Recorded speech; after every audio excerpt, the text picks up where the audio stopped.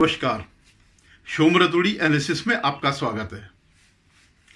आज मैं एक बहुत महत्वपूर्ण विषय पर चर्चा कर रहा हूं। यह कोई साधारण सी बात नहीं है और इसको समझने की जरूरत है। ये हमारे देश की आंतरिक राजनीति क्या है, कौन जीतता कौन हारता, ये एक अलग विषय है। लेकिन जिस बात को मैं चर्चा कर रहा हूं वो जो है वो बहुत बड़ा ही महत्वपूर्ण है। इससे पहले मैं इस पर चर्चा करूं, आपसे मेरा निवेदन है कि आप मेरे चैनल को सब्सक्राइब करें, शेयर करें, लाइक करें और कमेंट जरूर करें। धन्यवाद।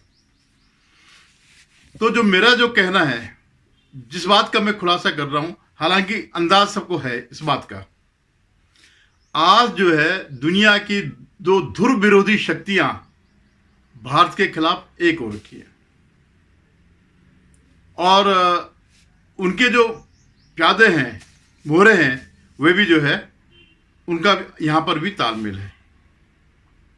अब मैं आपको बता देता हूं कि पश्चिमी देश जो चाहते हैं कि पूरे दुनिया पर उनका कब्जा हो, विशेषकर अमेरिका और उसके साथी नाटो, मतलब जो उनके मित्र हों और उनके हिसाब से चले। मित्रता की जो उनकी कसौटी है सिर्फ इसी बात को लेकर के है कि जिस तरह से वो चलते हैं, जो वो चाहते हैं उसके पपेट बनकर वो देश चले। और बहुत सी मजबूरियां होती कि भारत को भी ये करना पड़ा, उनकी बातें माननी पड़ी। लेकिन अब क्या है, परिदृश्य बदल गया है। आज जो भारत जितना सशक्त हो रहा है, आर्थिक रूप से भी हो रहा है, सामरिक रूप से भी हो रहा है और प्रभाव के रूप से भी हो रहा है। जैसे आपने देखा होगा G20 सम्मेलन में अफ्रीकन को जो है, इन्होंने अफ्रीकन यूनियन को भारत ने यहां पर इनवाइट किया और उनको परमानेंट उसमें G20 में शामिल किया। तो आप ये समझिए कि एक पूरा ब्लॉक जो है भारत के साथ खड़ा हो रखा। और इसके अलावा जब कोविड के टाइम पर भारत ने जिन जिन देशों को दवाइयां दी, वो भी अपने में एक मैत्री का सूचक था और उससे भारत का प्रभाव बढ़ा। आपने देखा होगा एक राष्ट्रपति आए थे न्यू गुयाना के, वो इनके जब प्रधानमंत्री वहां गए तो उनके पांव स्पर्श किए। ये कोई साधारण बात नहीं है। तो अमेरिका और उसका ग्रुप क्या चाहता है? वो चाहता है कि भारत एक सशक्त देश है, लेकिन वो हमारे हिसाब से चले और वो चीन के खिलाफ भी भारत को यूज करना चाह रहा है। तो वो उसके पास कई हथियार हैं। ऐसा नहीं कि वो केवल एटम बम डाले या वो करे। उसकी अपनी कई संस्थाएं हैं अंतर्राष्ट्रीय स्तर पर, जिसका संचालन CIA करती है। अमेरिका का इतिहास रहा है, विशेषकर सेकेंड वर्ल्ड वॉर के बाद से, ड्यूरिंग सेकेंड वर्ल्ड वॉर तो मैं मान सकता हूं कि उन्होंने नाजियों को हटाया, उन्होंने जापान को हटाया, इस ढंग से बात हुई। और उस समय दोनों USSR भी और USA भी दोनों शामिल थे। लेकिन जब कोल्ड वॉर जब शुरू हुई US और USSR के बीच, तो वो जो काल था, शायद 92 में गोरबाचोव ने USSR को खत्म कर दिया था। तब आया था, कौन आया था? येल्सिन, वो जो शराब पी करके वो करता था। फिर उसके बाद पुतिन ने आकर के रूस को संभाला। तो मेरा कहने का मतलब है कि हर जगह अमेरिका अपना हस्तक्षेप चाहता है। अमेरिका का जो मित्र देश हैं, नाटो के देश हैं, मैं बड़े बड़े की बात नहीं करता, वो छोटे छोटे की बात नहीं करता, जो बड़े देश और प्रभावशाली देश है, वो अपना हस्तक्षेप चाहते हैं इसमें, किसी भी देश की राजनीति में। अमेरिका का इतिहास रहा है, जितने भी कैरिबियन कंट्रीज हैं, जितने भी लैटिन अमेरिकन कंट्री है, हर जगह जो है इन्होंने हस्तक्षेप किया, मिलिट्री कू करवाया, जन आंदोलन करवा करके जो है सत्ताएं बदली है। रिसेंटली जो है मिस्र में ही कुछ साल पहले जो स्प्रिंग रिवॉल्यूशन जो उन्होंने किया, यह है। आपको याद होगा कि सद्दाम हुसैन इराक का, उसको भी इन्होंने फर्जी बहाने पे उसको सत्ता से हटाया, फांसी पे लटकाया।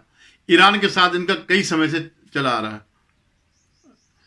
जो शाहजहां पहलवी थे, इसके सम्राट, उनको भी हटाया गया था। तो फिलीपींस में हुआ, कोरिया में हुआ, वियतनाम में हुआ, ऐसा कोई भी देश नहीं जहां ये हस्तक्षेप नहीं करते हैं। बर्मा में हुआ, जो अब म्यांमार है, और चीन में भी इन्होंने हस्तक्षेप किया, लेकिन जब इन्होंने हस्तक्षेप किया तो तब तक चीन सशक्त हो गया था, तो बहुत ज़्यादा वहाँ पर प्रभाव नहीं पड़ा। हालांकि वियतनाम में भी इनको मात खानी पड़ी। तो अब वो क्या करते हैं, वो डायरेक्ट इन्वॉल्व नहीं होते हैं, अपने प्यादे वो करते हैं।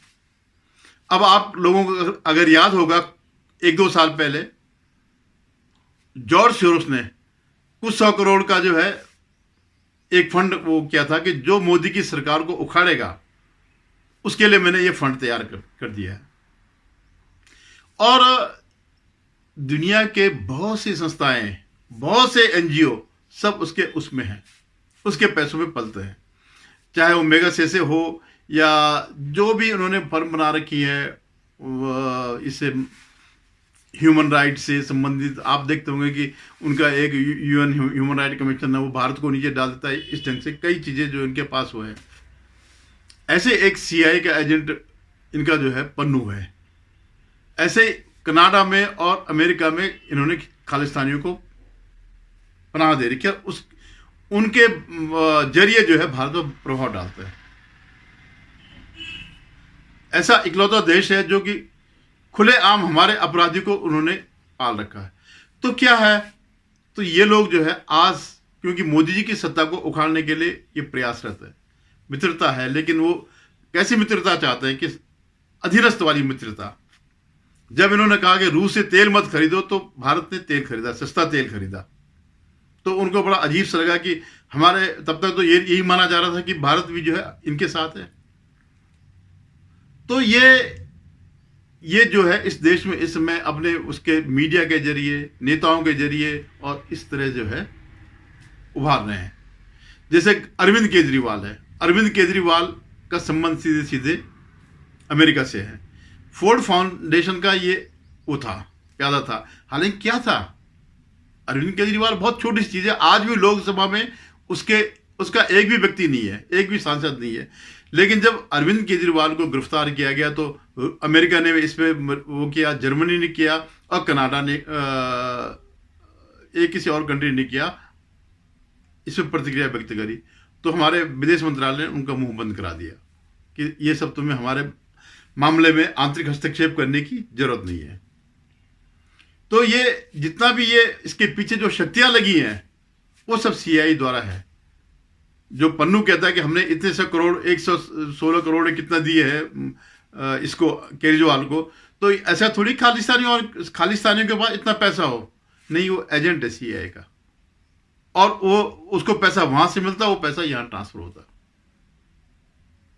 अब मैं आता हूं दूसरे उसके, जो दूसरी शक्ति है वो है चाइना, जिनपिंग। हालांकि स्ट्रेटेजिकली चाइना को भारत के साथ रहना चाहिए, और नेहरू जी के टाइम से ही भारत संबंध अच्छे बनाने चाहता था चाइना से, लेकिन वहां की जो कम्युनिस्ट सत्ता है उन्होंने ऐसा होने नहीं दिया। तो चाइना, जब कोविड के बाद भारत ने कई चीज प्रतिबंधित करी, और चाइना अपने टाइम पर एक हब, मैन्युफैक्चरिंग हब था। आज धीरे धीरे करके भारत उभर रहा है और उससे चाइना की इकोनॉमी कमजोर पड़ती जा रही है। भारत दुनिया का इस समय सबसे तेज अर्थव्यवस्था वाला देश है। अगर मोदी जी कहते हैं कि हम तीसरी अर्थव्यवस्था बनेंगे तो कोई इसमें दो राय नहीं है। तो मैं बता रहा हूं वो किस जरिए करता है, उसके अपने प्यादे हैं। उसने भी यहाँ पे जो एनजीओ है, वामपंथी हैं जितने भी हैं, वो सब, ये सब जो है, जैसे आपने न्यूज क्लिक का देखा होगा, तो उससे रिलेटेड जितने भी ओपिनियन मेकर हैं वो उसको हेल्प करते हैं इस सरकार के खिलाफ। लेकिन मैं इस बात पे क्यों आ रहा हूं, क्यों मैं इस पॉइंट पे आ रहा हूं, मेरा यह कहना है कि अगर आपने अभी कल का भाषण देखा होगा उसका, राहुल गांधी का, तो क्या कहता, अगर 400 अगर आ गए या बहुमत आ गया अगर बीजेपी का, एनडीए का, तो ये संविधान बदल देंगे और देश में हिंसा फैल जाएगी। अब आप बताइए, 400 से ऊपर तो कईयों के रहे, राजीव गांधी के टाइम पे भी 400 से ऊपर रहे, इंदिरा गांधी के टाइम पे रहे, नेहरू के टाइम पे रहे, कितनी हिंसा हुई। लेकिन क्योंकि ये सारे कठपुतलियां हैं। आपने देखा, ये बात आज पहली बार नहीं कह रहा है राहुल गांधी। इससे पहले ब्रिटेन में एक संवाददाता सम्मेलन में भी उसने यही बात कही कि मिट्टी का तेल बिक चुका है और उस पर तीली लगाने की जरूरत है। तो ये जो है, इनके अंदर एक प्लानिंग है। और इन्होंने ये करके दिखाया। दिल्ली की हिंसा जो है, जब सीए के बाद जो दिल्ली जली, तो कोई ऑटोमेटिक कोई वो नहीं था, स्वतः स्फूर्त नहीं था, स्पॉन्टेनियस नहीं था, ये बिल्कुल प्लानिंग करके किया गया। इनकी इच्छा, जो किसान आंदोलन के नाम पर जो मंडी के दलाल थे, उस समय भी हिंसा करने की इनकी वो थी, प्लानिंग थी, और इसीलिए मोदी जी ने तीनों कृषि कानून वापस कर दिए। वो उसमें सफल नहीं हुए। आपने देखा काफी उन्होंने एक बार तो पुलिस वालों को भी पीटा, ये तो आपने सत्ता को चुनौती दे दी। हालांकि उस समय जब कृषि कानून वापस हुए तो बहुत लोगों ने मोदी जी का विरोध किया, उनकी निंदा करी कि इनको ऐसा नहीं करना चाहिए था। लेकिन मोदी जी नहीं चाहते कि हिंसा देश में फैले ऐसे टाइम पर। तो ये बार बार ये चाहते हैं। राहुल गांधी का जो ये वो है, इसके अंदर बहुत गंभीर निहितार्थ छुपे हुए हैं, बहुत गंभीर प्लानिंग है। ऐसे नहीं बोला उसने कि जो है हिंसा हो जाएगी। आप ये देखिए मणिपुर में जो है, मणिपुर क्या है, मणिपुर तो एक बार तो ठीक है हो गई थी, वो जो उस पर आरक्षण पर लेकर के जो है कुकी और मैतेई समाज का आपस में झगड़ा हो गया था। मैतेई को भी आरक्षण मिला, एसटी में आ गया, तो कुकियों ने जो है हिंसा फैला दी। लेकिन उसके बाद बार बार जो ये हो रहा था, उसके पीछे यही शक्तियां हैं, यही यूरोपियन कंट्रीज हैं, क्रिश्चियन कंट्रीज हैं, जो कि कुकी जो क्रिश्चियन हैं उनको मदद दे रहे हैं। तो आप ये देखिएगा कि हम एक बड़े गंभीर उससे गुजर रहे हैं। लेकिन आज भी अंतिम शक्ति जनता के पास है। जनता इस सब चीज को समझती है, चाहे बहुत गहराई से नहीं समझती हो, लेकिन इस बात को जानती है, क्योंकि वो देख रही है कितनी ईमानदारी से सरकार चल रही है और भ्रष्टाचारियों का गठबंधन हो रहा है। आप सोचिए, अरविंद केजरीवाल जिसका एक सांसद नहीं है, अरविंद केजरीवाल एक छोटा सा एक सिटी टाइप का उसका मुख्यमंत्री, जिसके पास कोई बहुत कम पावर्स है, उसकी गिरफ्तारी पे कि भ्रष्टाचार पर, उस पर अगर जर्मनी चिंता करे, अमेरिका चिंता व्यक्त करे, अपना वो करे, तो आप सोचिए कितनी वो होगी। इससे पहले हेमंत सोरेन गया था, या कई जाते हैं, जो भी वो करेगा। चिदम्बरम जो वो थे, वो 2-3 महीने रहे जेल में, जो वित्त मंत्री थे, और भगवान ने चाहा तो जो घोटाले और खुलेंगे तो आगे भी जाएंगे। तो समझने की यही बात है कि हम एक संकट में हैं, और किसी भी तरह ये शक्तियां, चाहे वो चीनी हो या CIA वाले हों, मतलब वेस्टर्न ब्लॉक हो, दोनों चाह रहे हैं मिलकर के। यहां पर दोनों एक मत है कि मोदी की सरकार को उखाड़ा जाए, और ऐसी सरकार आ जाए जिसके अंदर कोई दम ना हो, जो किसी चीज का रजिस्ट्रेशन न कर सके। धन्यवाद। आप लोग इस बात पर मनन कीजिएगा, चिंतन कीजिएगा और विवेकपूर्ण काम करिएगा। धन्यवाद।